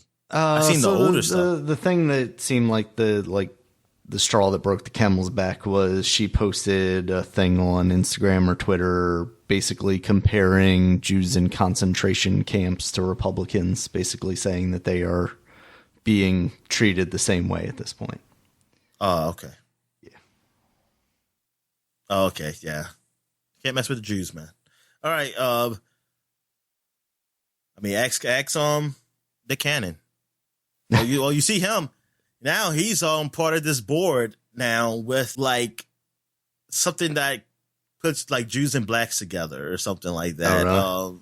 I don't know, but I saw Nick Cannon's face up there. I mean, first you saw Nick Cannon and the loud black woman, Tiffany Haddish. Oh, okay. Well, because she's half Jewish, and I think some other half Jewish black people part of it too. You saw Nick Cannon's face up there too. I was like, damn, man, he's really just making up for what he said. Yeah, he is really just paying the price. He's like, oh man, I gotta do all this, to get back in good graces. Yeah. All right, what else we got in the news? All right, Dominic. So for the Master Chief Collection, apparently there's going to be a new level added to Halo 3. It's going to be a map that was in the canceled Halo Online. That was like that Russian-only free-to-play Halo game that didn't ever really seem to get off of its feet. I remember us talking about it a little bit, but yeah, I mean, it's Russian-only also. I don't remember this at all. Yeah. I think we talked about it briefly at one point, but, it was a Russian-only thing, so it wasn't really... Oh, so that's why I probably didn't care. Yeah, exactly. So that's cool that they're getting a new map, And there's also like a whole breakdown of stuff that they're doing for the Master Chief Collection. Something about first flights, and it's going to have new season content and a custom game browser. And yeah, they've added a lot of new stuff. Because I forgot to mention what I've been playing. Because I played it some time ago, recently, and because they got now they got almost everything on the PC version, basically everything that the console version has now. I looked at ODST, so I was like, oh yeah, ODST, I could play that. Because Halo 3, I haven't played it since Halo 2, so I got Halo 3 ODST, and Halo 4 to play. Nice. And I saw that they do have the firefight from ODST up there you can play in multiplayer, and of course or with your group of friends. And I was like, oh, good, because I didn't play this a lot because they didn't have matchmaking multiplayer in that, and now they finally got it. So I was like, oh, good, so I can actually try this out with other people. And yeah, that was I played a little bit of that, and that was fun. And I played a little bit of ODST, just the story, just to see that again. Yeah, and the menu system is really different. Like they got the seasons, because now they have it where, just like in other games, you have your challenges that you can have across the board, like the changes weekly, monthly, daily, which like all multiplayer games have now. Okay. And so you see, and they also they monitor it, so you can come up and say, hey, you're getting closer to achieving this, and then you'll get to unlock something a part of that season, like maybe like a new cosmetic for your character or something like that, or some new template or something like of that nature, things of that nature. And you also go back to the other seasons too and unlock those that you have missed. So you can still, they're still there. It's like a new season, so they're gone. You can go back and use those points to unlock something for back then. So yeah, they have done a lot to this game, and that's good, because this definitely had made this game like a whole lot better than what it was when it launched. Yeah. Like, I mean, it was basically unplayable online. I just like the single player aspect of it. I mean, well, single player or co-op aspect of just the campaigns, but they have done a lot for the multiplayer. They made it so much better than what it was. They've done a good job with that. Yeah, absolutely. Speaking of games that launched almost unplayable, Dominic, Street Fighter V. We are now on the 5th season, and I believe we've talked about some of these characters that they're going to be releasing as part of this. Dan, especially, I feel like we talked about him, but they're also adding Rose, Oro, and Akira, as well as a mystery character that they have yet to announce. And you're going to get all this for, I'm saying you're going to get all this like it's a deal. $24.99, you're going to get those 5 characters, as well as a bonus character, as they're calling it. Excuse me. 11, which basically seems like he's just a random select, because it says you select the character and you select the color, and he's like this weird, like white, strong, blobby looking thing with a weird pointy looking stingray head. But during the loading of the match, it randomly selects a character that you're going to play as, all their regular moveset and everything. So you're just like basically like a tinted color version of them. So now that doesn't sound appealing to me. I just want a new character. Yeah, that's why I was like reading it more. I'm like, so yeah, this is a bonus, quote unquote. you just visualize the random select basically. And then along with that stuff, you're going to get the color numbers, because in Street Fighter, all the colors are numbered. Colors 3 through 10 for the default skin you'll get as part of that, as well as some PS4 themes. And then if you get like the fancy pack for $39.99, you also get 26 costumes across the whole roster, 2 new stages, and also 3 through 10 colorways in the story mode skins, as well as colors 11 through 15 in the default story and battle skins, as well as 8 like fight card title things, 5 fighter profile themes, and $100,000 in fight cash.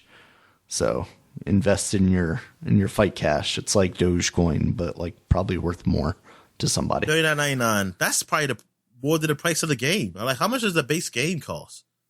Let's see what Steam has it for, because I feel like if anything, they would have it on sale right now.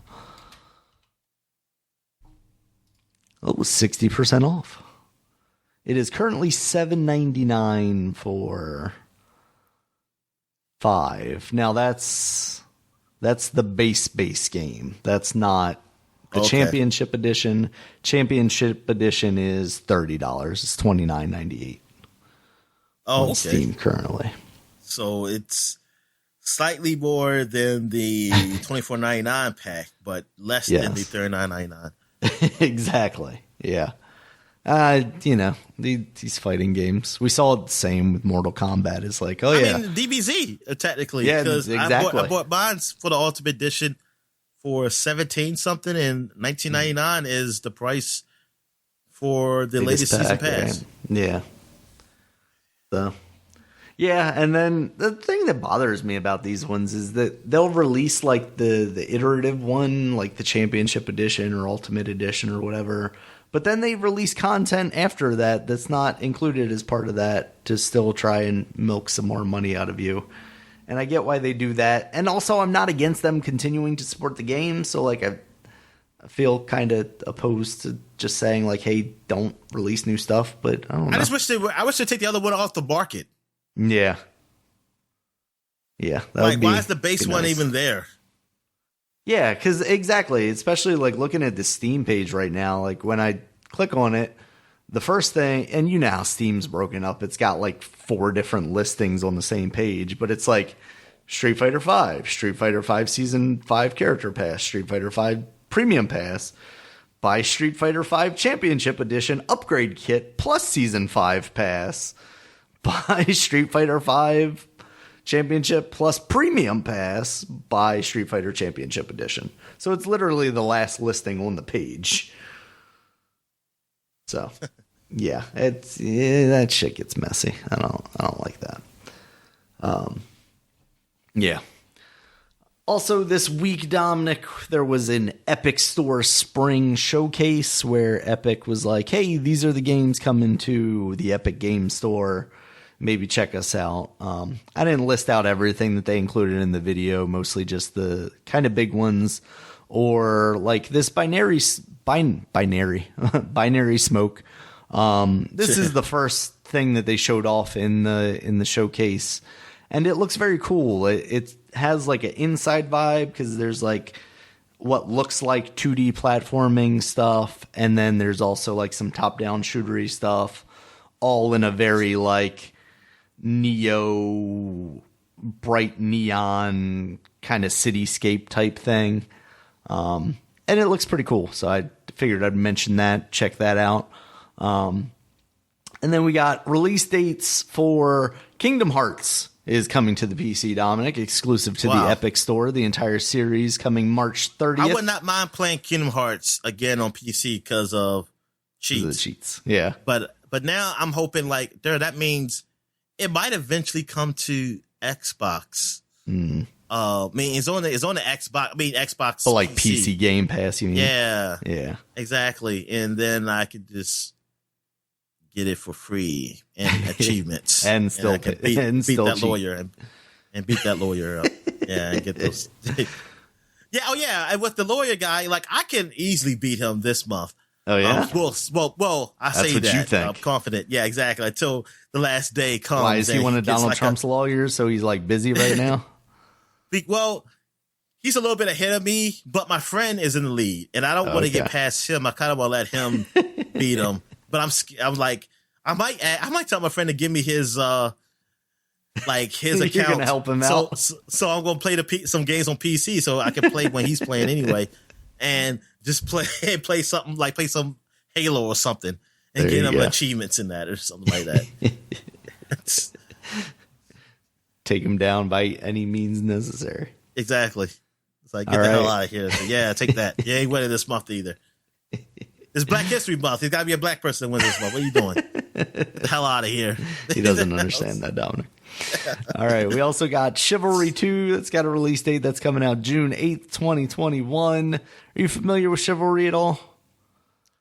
I mean, I see it around, but it's the one where you're... That's like the melee combat one, right? Yeah.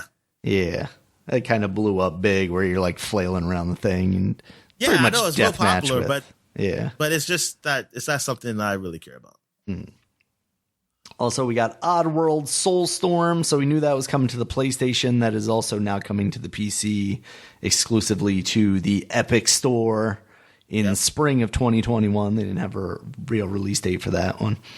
And then the one they closed out the video with, Axiom Verge, is coming to, we already knew it was coming to the Switch, but it is also coming to the PC exclusive to the Epic Store.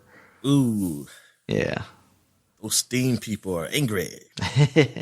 So, I forget his name, but the guy that develops that, he actually put out a blog post basically explaining why he went with the Epic store, basically Money? saying with it, Money? I got financial security. Oh, yeah. Money. I mean, why else? Yeah. And I don't blame you. No, absolutely. I know he also has a kid that requires special medical attention to as well. So anything. He doesn't even have to have that. I mean, that's good. But yeah, I don't need nobody to explain to me why they want to make more money. Not really. Oh, well, some people. Jeff Bezos. You need to explain to me. I mean, I'm talking about in video games. It's a video game. I know. I mean, this is fucking entertainment. I don't need to explain to me why you want to make money from it. No, absolutely. Especially when it's charity. Someone that's a small indie developer. I'm gonna say get all the money you can. So yeah, and especially because we know that the shares for the profit sharing for Epic is more generous than it is for Steam as well, because I think it's like 88% goes to the developers on the Epic store. And I'm guessing this ain't really hurting people, because remember how everybody complained about, I don't want to open so many launchers. Yeah. All these companies are still going, so I'm thinking it's working out okay. Exactly. Yeah. I think that was just a loud minority. Yep. Or they just sucked it Welcome up. to the internet. Fuck it. It's happening. It's happening. This guy take it. Yeah. So that didn't have a release date. It just said coming soon at the end of the video. So we'll see how soon is soon. But yeah, Axiom Verge, it's one of those games that I didn't end up liking as much as I thought I might based on the concept and playing it early on. This second one could be the same thing, could be better. Who knows? We'll see. Has a different art style, maybe a little smoother of pixel art. Looks maybe, like Super Nintendo versus not quite NES stuff, but, a step up in visuals. So looks good. Some other release date news, Dominic.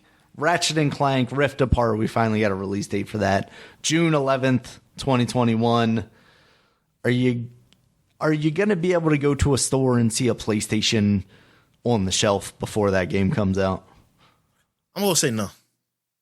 Yeah, so that pretty much says to me that I don't need to worry about it then, unfortunately, because like the game can come out and it could be Christmas 2021 for you then. Yeah, it's like the much. Halo. Exactly. Yeah, I feel like there won't be sales on it in the same way that there kind of were, because there was at least like with the Xbox, it was like, here we're gonna give you this game along with it, right? Wasn't that the deal? Yeah.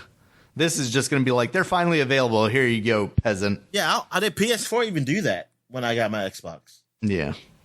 No, I don't think PS4 does that to this day. Really. Like, you don't see games bundled in the same way. I mean, there was like the Spider-Man for a while, right? Yeah. Like even separate from the Spider-Man edition console. But then maybe they I don't know. I haven't gone to a Sony store, but it's like the Sony store is not like the Xbox store, where I can find deals like that. I don't see that when I go to a Sony store. Yeah. Like on their consoles. Yeah, because they weren't even really selling stuff direct like that until, it's kind of been a big deal that they've been selling PS5s direct. Yeah. And I think their system seems all right because they have like a queuing system. As long as you get in there early, that it seems like maybe it's a little more quote unquote fair about how, it handles that stuff and dissuades bots and stuff. But yeah, that's unfortunate. I mean, I'm excited that this now has a release date. We know it's coming.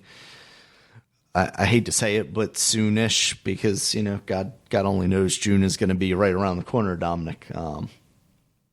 But yeah, so that's cool. What do you think, Dominic? Excited about Ratchet & Clank, or is it just like, until I get a PS5, I'm not too worried about it? I mean, I'm excited for it. I'm excited for it. But I mean, I can't really do much with it. I mean, if I'm on a PS5, it's so much my excitement can go for it. Yeah. If I'm not going to be able to play it. Gotcha. All right, Dominic, speaking of June of 2021, E3, apparently the ESA is out there with their slide decks trying to make presentations to different companies about getting them on board with their idea of what a E3 2021 would be. Apparently they're proposing a 3-day all-digital event where they're going to have like 2-hour chunks for special keynote presentations and access to media, doing streaming demos and that kind of thing. And I saw a comment as part of the original article. I forget where it was now. But basically saying developers aren't really interested because this is, to be included in this would cost them like a 6-figure, sum. And to me, if that is the case, then they're absolutely insane. And this, again, is not going to happen. I mean, kind of like last year, I think originally they were talking about like, oh yeah, we're canceling E3 in person, but we're still going to be doing digital stuff. And then nothing ever really came of that. And Jeff Keighley came along and kind of ate their lunch. And with this, Jeff Keighley's come out already and said, yeah, I'm going to do my summer event again. So I don't see the incentive for any game company to fall in line under the ESA branding and have an E3 event as opposed to a Microsoft, Sony, EA, Nintendo thing like they were already doing before the E3 even went under. I mean, these companies were literally having their own physical spaces outside of E3. So what do you think, Dominic? What are the chances we see E3 this year, whether it be digital or I guess not at all? We know there's not going to be a physical one, or ever again. Is E3 dead? I don't know. I mean, I have no idea, man. Like, I don't know what these companies. I mean, you put all these things like, wow, these companies do this, but people were asked those questions for a few years now, and companies were still doing it. Yeah, so absolutely. I don't know if it's going to happen. There's got to be some kind of incentive for them to do that. Yeah. Maybe it's something that nobody's telling us because people keep putting out like it doesn't make sense, but I see them companies still do it. So I'm like, well, obviously it must make sense to them to keep doing it. So right. I have no idea. And maybe it doesn't make sense for us as video game players, but it made sense as business guys who were getting all these other business people in town and making connections. Like, because this all started as a buyer's type show, right? Like people from GameStop would go there and get demos of the latest games so that they could know how many copies of Zelda they were going to order or something like that. So maybe that stuff still all exists, and it just isn't something that the video game public in general is really, clued into. So they don't really think about that stuff. And that's why it works, because you have all those people together. Now, as we deal with the pandemic and see a lot more people working remotely, I could see even those connections being, moved digitally and kind of changing the nature of those relationships. So maybe that stuff kind of falls by the wayside as well at some point. But yeah, and especially like I can see the ESA, as long as they can still get a few big anchor names on board, whether it be like a Capcom who might not be huge, but if you're also like a smaller indie developer or indie publisher who can kind of latch on and, hey, while you're here to see Capcom's latest Resident Evil thing, maybe come over our booth and check out my thing while you're here. And maybe the ESA can survive off of that kind of stuff. Maybe they just need to readjust how they look at these things and how they're producing their live events, or in this case, their digital events.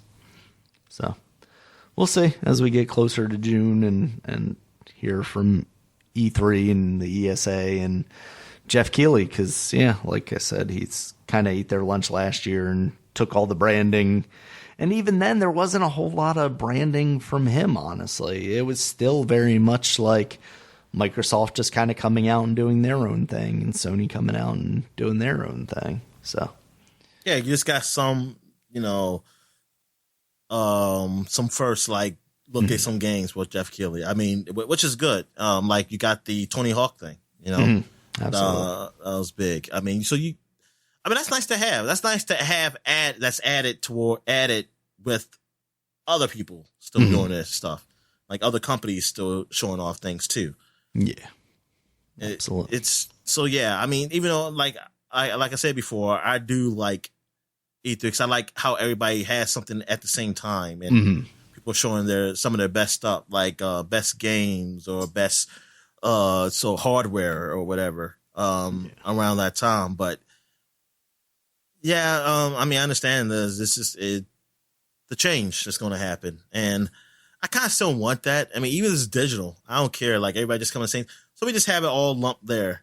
I mean, but hey, I mean, we'll see. I have no idea. I mean, like I just said, I mean, I've been hearing about how it doesn't make sense, but somehow, I mean, like you made a good point. Maybe business, it makes sense for like just connections, but does this year make sense to do those connections? Like, I mean, does it make sense still to have a show of E3 if there isn't no point of the business side of it? Like as far as that, just to show us stuff, because you don't need E3 for that then. Yeah.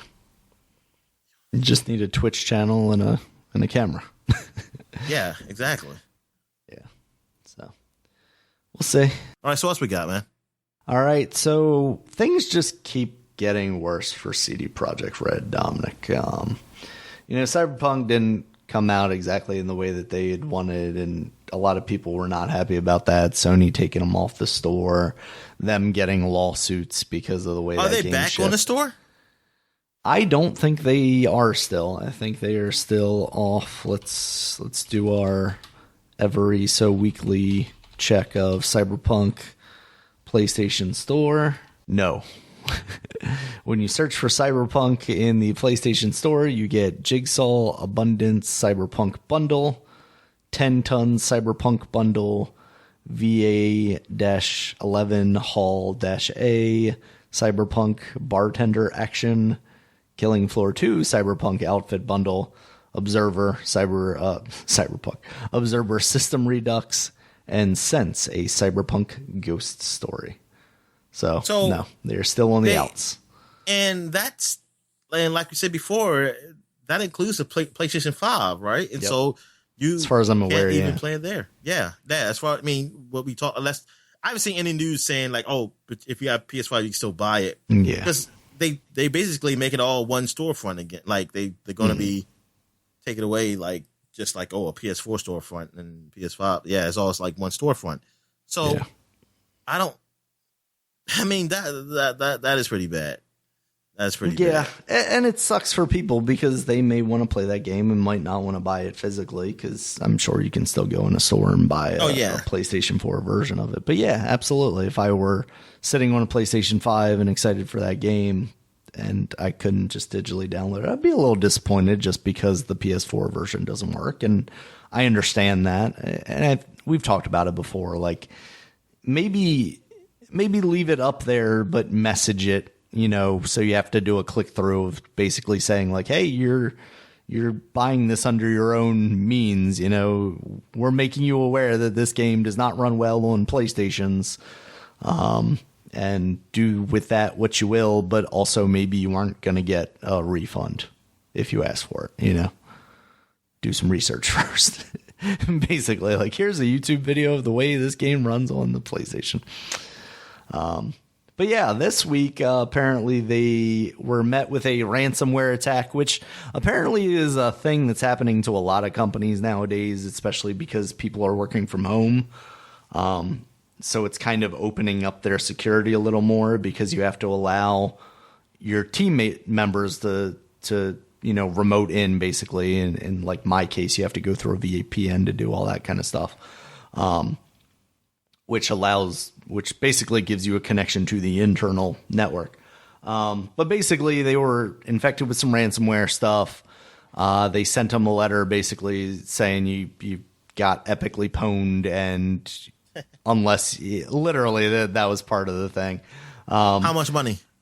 So let's see, here you go. I'm reading directly from the whatever that was on their computer, which for some reason CD Project Red posted. I don't quite get that. Like, isn't that something you would take to the authorities? And anyway, we are the authorities.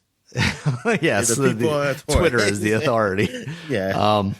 So this was in a notepad thing. I guess they ended up on their desktop or whatever. Hello, CD Project Red. Your have been Epically Pwned. We have dumped full copies of the source codes from your Poor Force server for Cyberpunk 2077, Witcher 3, Gwent, and an unreleased version of The Witcher 3. We have also dumped all of your documents relating to accounting, administration, legal, HR, investor relations, and more. Now that is what would be most concerning to me if I were an employee of CD Project Red. Yeah. Also, we have encrypted all of your servers, but we understand that you most likely have recovery backups to basically get back to. If we will not come to an agreement, then your source codes will be sold or leaked online, and your documents will be sent to our contacts in gaming journalism. Jason Schreier, shout out to you, getting all these hot scoops. Your public image will go down the shitter even more, and people will see how shitty your company functions. Investors will lose trust in your company, and the stock will dive even lower. You have 48 hours to contact us. To which they basically said, we do not, negotiate with terrorists. And here we are. Now, apparently, there are companies that do cybersecurity that are saying that they have now seen what appears to be a sale of these illicit documents and source materials. So what do you think, Dominic? Where do we go from here? How much it costs to get those documents so we can get them and share on the podcast? Probably 1 trillion rubles. I'm not sure. I got paying Bitcoin. Exactly. Or was it dog coin? Dogecoin. Yeah, exactly. Donkey Coin. Donkey Kong. Yeah. Yeah, we could be a contact in gaming journalism, Dominic. I don't know that we want to get our hands dirty with this stuff, to be honest with you. No, we can just report on it from the periphery. But yeah, as if things could not get worse for them. This is real bad. I mean, I don't know if this is just a lax security or if, there was a very fervent attempt to get into their system. Who knows? I mean, obviously they've drawn attention with the whole Cyberpunk thing, so I would not be surprised if someone has made it their mission to, get into their system regardless of how tough it may be, as opposed to someone just kind of sniffing around ports to see what they can figure out. Yeah. Are we going to see a whole bunch of Witcher 3 clones soon because everybody's using this stolen source code to make their own games? So you're going to have 1 million shitty versions of The Witcher 3 and Cyberpunk 2077 on Steam all of a sudden? I guess so. A whole bunch of lawsuits. I don't know. They ain't going to be as good, so I don't care. Yeah. I mean, they might be better in the case of Cyberpunk 2077. Who knows? Oh, maybe. So, yeah, it's not looking too good for CD Projekt Red. They've made some choices recently, which is getting them in trouble. It seems like. So, yeah. I just want to know. Do they have a date of when it's going to be done? Like, when is it going to be done that I can buy it on the PlayStation Store? I have not seen any sort of update from Sony or CD Projekt Red about when they're gonna get that shit worked out. I mean, honestly, if they're talking about like the actual versions of those games coming out later this year, I would not be surprised to not see it until, after the summer or in the summer, I guess. Summer later before that game gets reinstated. It's crazy. It's crazy. Don't fuck with Sony, Dominic. And I know, and the people who, like I said, I still see arguments of people who say that this is so outrageous that people are way overboard on this. Like, you see so many broke games before. I'm just saying that, well, they shouldn't. It probably should have happened to them too. It just didn't. I think people like to use that excuse that it didn't happen before, so it shouldn't happen now. on a lot of situations. Where some situations, no, maybe the situation is that it should have happened. Mm-hmm. It should have happened before. It should have been that companies took them off the marketplace and said, "No, you got to fix your game for these people." Exactly. Yeah, because you have certification processes. Why are they going through this and somehow coming out the other side completely trash? We'll see, Dominic. You would hope at this point it can only get better for them, right? Like they're almost at rock bottom here. I mean, obviously, like shutting down the studio or whatever would be rock bottom, but you hope it doesn't get that far. I mean, there are a lot of people with jobs there that I don't want to see lose their jobs and have the potential to make great games like they did with The Witcher 3. So, you know, it's just that, man, like what this company is going through in just within 2 months. Mm-hmm. It's ridiculous how like far they've really fallen. Like they're not that company anymore of being, oh man, this great independent company that's really for the consumer friendly. Yeah. Working for the little guy. Yeah, exactly. DRM free. I guess, technically, they still are somewhat consumer friendly. Just like this is like the biggest blip on them with the whole hiding, like, oh, it doesn't really work on these consoles or something like that. And we didn't know. It's, oh, wait a minute, you lied. And it's ridiculous. Like how they just really have fallen now. Like this is not the story that, like people should be talking about Cyberpunk in the light of like such a great game or a good game. Well, I mean, some people feel like it's an okay game. Like people who actually played a good version of it, they don't think of it as like a great game. Well, some people do. Yeah. But that's what it should be talking about. There's definitely game of the year people out there. Yeah. You didn't expect it to be talking about, oh, is this game fixed now? Like now, like going to February, that shouldn't be the talk about. It's like, hey, is this game fixed? Can I buy it? Can I like to even just buy it from a PlayStation store? That is, man, it's crazy. Mm-hmm. All right. That's all you got? All the news? Yeah, that's all I got. You got anything else, Dominic? I don't think so. Let me see real quick. Let me run down here. We got to talk about Post Malone. He's going to have a virtual concert for Pokemon Day. Is it going to be in Pokemon? I don't know. It's got to be like Fortnite or I think it's a YouTube thing. Okay. It's YouTube, that picture Twitch, I saw of digital Post Malone creeps me out a little bit, so I don't think I'll be I was involved. confused. I was very confused when I saw that. I thought he had like a weird mask on or something. Until it's funny. I never heard of Post Malone until someone called Karl Malone Post Malone, and I was like, I don't remember that being his nickname. Post Malone. I mean, I know it's like mailman, he delivers, but I know like a Post Malone. I don't remember that. Then when I looked him up, say, that's a singer. WCW wrestler Post Malone or Post Malone. Yes. Yeah, I never heard his music before, so I don't. I mean, I'm guessing he's okay. I mean, because he was this famous. He has some very catchy songs that maybe you might have heard. You know, he's on the Into the Spider-Verse soundtrack, the Sunflower song.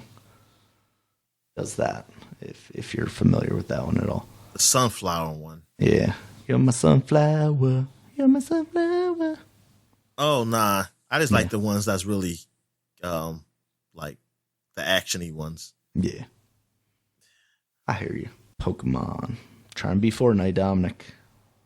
That's what somebody said. Tell me Fortnite, yeah. I mean, if they did it like they do Fortnite, I'm on board, but, you know. Well, it's going to be, maybe he'd be digital, and he got Pokemon just all around him or something. That's how I wonder, is like, what kind of concert is this? Yeah. Is he just going to sing the Pokemon songs that we know? Yes, I want to be the very best. He's going to put words on the songs of like the Game Boy. Oh, he's there going to you put go. words to those tunes. Oh no, I think I want the theme songs instead. And then I can get a mashup of like Herman Cain and him singing the Pokemon songs. Oh yeah, exactly. Yeah, Herman Cain. Yeah, exactly. Yeah. Oh no, wait a minute. He's dead. You can still have a mashup. There's a recording of that, Dominic. You just wouldn't get a live concert of it, unfortunately. Vote Herman Cain. He's supported by Post Malone and Pokemon.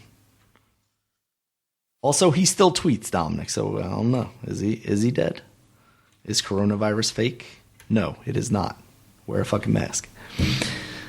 All right, so I guess we got new releases. All right, new releases, Dominic. We got Little Nightmares 2. That's now out on PC, Nintendo Switch, PS4, and Xbox One. I gotta beat the first one. Yeah, me too. Is that part of like Game Pass or something? Yeah, Do I have that somewhere? Game Pass. Okay, it's either Game Pass or Games for Gold. It's one of them. Might have been Games for Gold. Yeah. Yeah. I remember playing some of that, but yeah. But I think you played it on the Switch, PC? Maybe? Or PC, one of them. Yeah, I don't think it was Xbox. Yeah, it wasn't when we got it. Because I played a little bit of it. Like very little. Like it wasn't much when you first got it for Games for Gold, I think, and I tried it out a bit. Yeah. I'm gonna say maybe it was part of like a Humble Bundle or something I got. Like the Little Nightmares 2 demo I had downloaded. I just never played it. Yeah, I'm the same because you told me about it and I was like, hey, downloaded it, and then I just never played Balan Wonderwall instead or Wonderworld instead for some God only knows reason. I should not waste my time with that. Yeah, so there's that, and there's Super Mario 3D World, Bowser's Fury, which we talked about a little bit earlier. Available now on the Switch. So, seems pretty good so far. You got anything else for the week, Dominic? Nah, I think I'm good, man. All right. Thank you guys as always for listening. You check us out on Twitter. Dominic is at DStallworth5. I'm at RegulusMB. The podcast is at Superpod, SUPAPOD.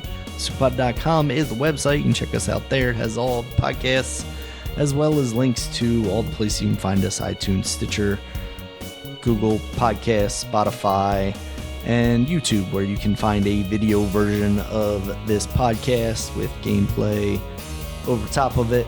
Check that out. Give us a like, thumbs up, all those YouTube things. Smash the subscribe button. And then maybe one day we can just be like, yo, go to youtube.com/superpod, and that would be a real thing. But you need to have so many subscribers before they let you do that. So screw off, Google. Yeah. Until next week, guys. See you later. All right. See ya.